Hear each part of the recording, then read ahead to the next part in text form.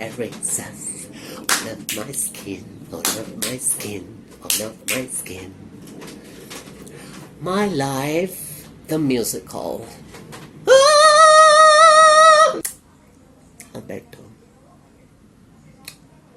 whom is like sort of my dad. He's not exactly my biological dad. He was my adoptive dad.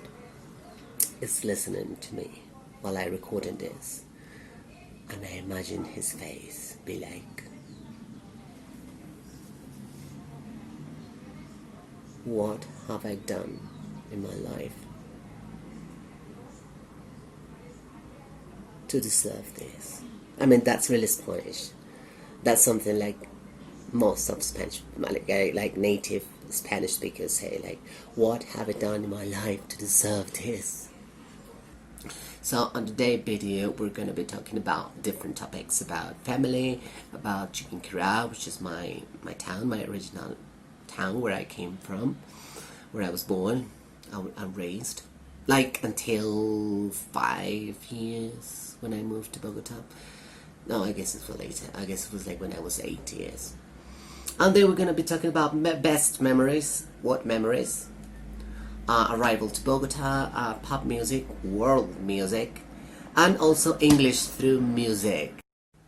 So on the previous video I talked about my personal likes, my personal preferences and passions, and I talked about a movie called 101 Dalmatians, and I performed as Cruella de Vil, one of my favorite characters from my childhood. If you haven't seen that, I highly listen to this. I highly recommend for you to watch that video, because you're going to learn how to be a real villain. Just joking. I mean, if you want to have fun and just laugh at me if you want, you can watch that video, and I will. I explained to you why I was acting like Cruella de Vil, why I want to dip into my passions, and also I told you about why I decided to be an actor and why I decided to keep this bilingual path in my life. But that was the previous video, so let's start talking about the current video. But why is it important talking about family? Well, I think it's important because it makes me, I mean, I'm getting through this as you are. I'm actually getting to know me better. While I'm recording this, because this is not usual, this is not something I usually do or that I do like every day. I'm just getting the training to do this. So I wanted to talk a little bit about my background. So let's start with my family. So how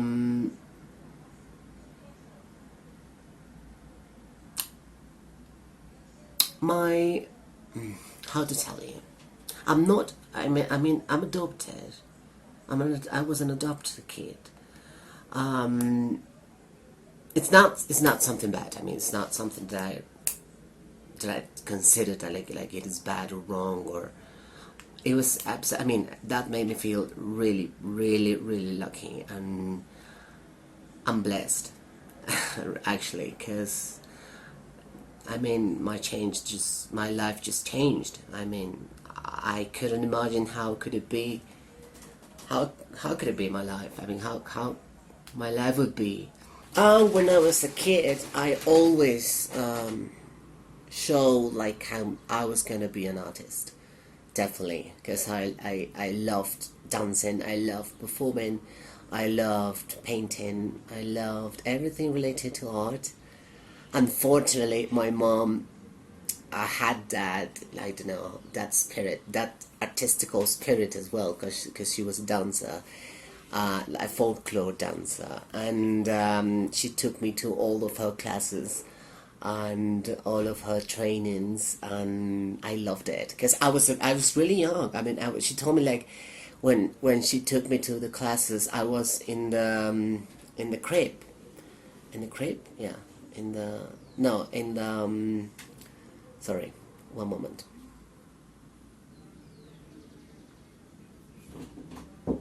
Yes, it's mom, because I asked him to buy a dessert. Wait. So I was telling you that before the quarantine, I cooked for me, and just for me, because we had this problem that, I mean, it was hard for them, like, to being comfortable with what I ate, and with the way I ate, and basically everything I am, I think. But and this time, I mean, after the quarantine, I moved back from Buenos Aires, because I went there for 3 gorgeous months, 3 enjoyable months of quarantine, where I lived basically like I don't know, this princess from Disney, the long hair one, Rapunzel. I lived like that,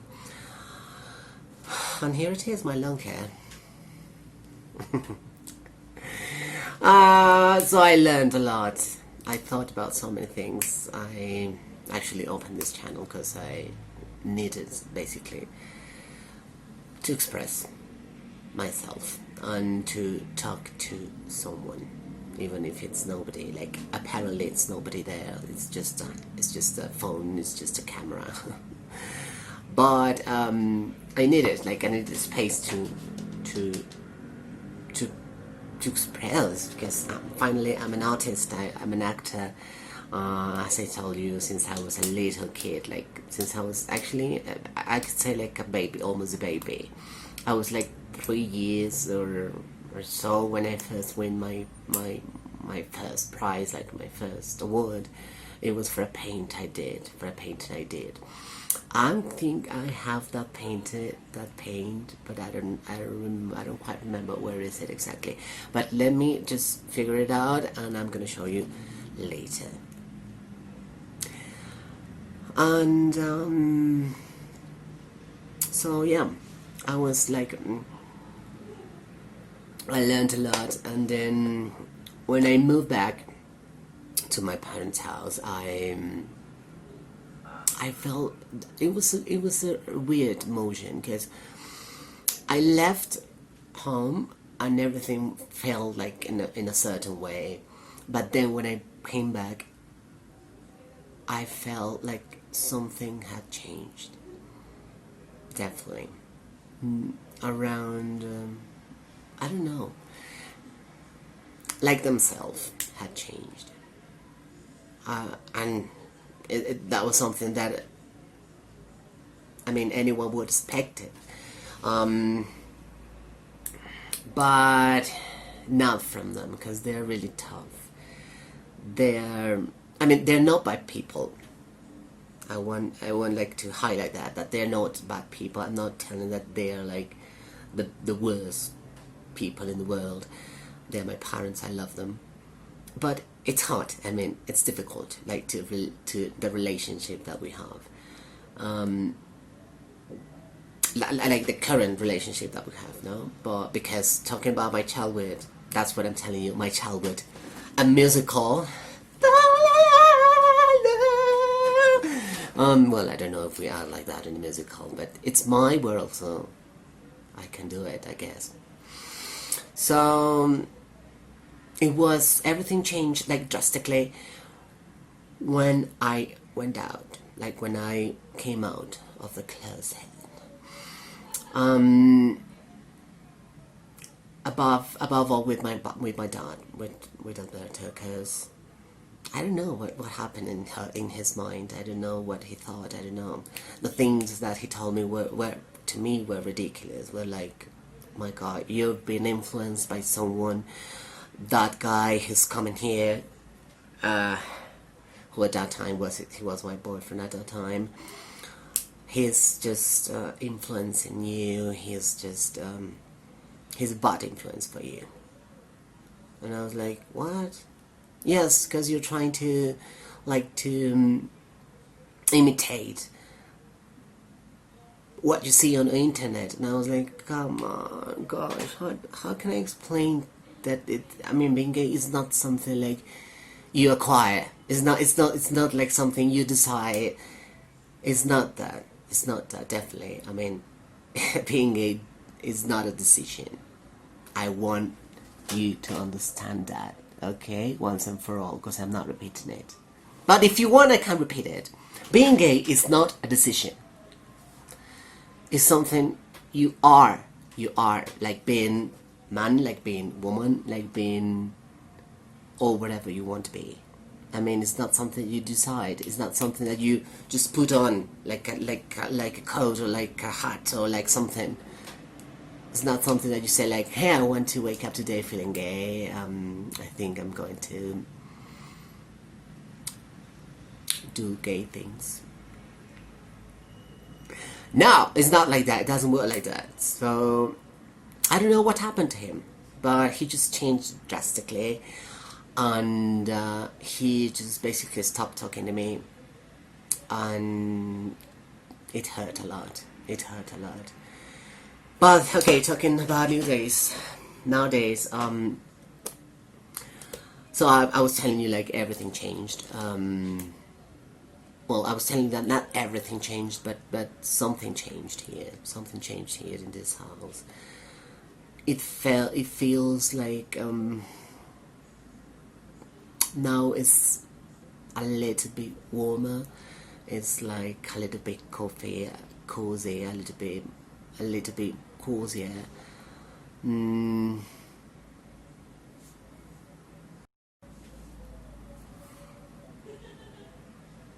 And well, besides all this, it's the quarantine, and it's that all. My dad, my mom, and my sister are all the time here, because we are like in the working from home thing. So we are all the time here, and so basically what had happened, it was that we just have to behave ourselves. We just have to learn to tolerate some things that perhaps before the quarantine we didn't. So that's why, and I did it. I started doing things differently because I understood that I'm no longer alone. I'm no longer like myself here. I'm with the family. I'm part of something. It's not that I was not part of something, but I'm part of like a certain new family, like a woman family, and that's positive. That's a positive change, and I like it. It's not everything. It's not like it's a paradise now, but still it's better. Still, I think they have thought things. So I was cooking today, for all of them, for all of the family, and I cooked pasta, and with meat, like with the salt, with sauce.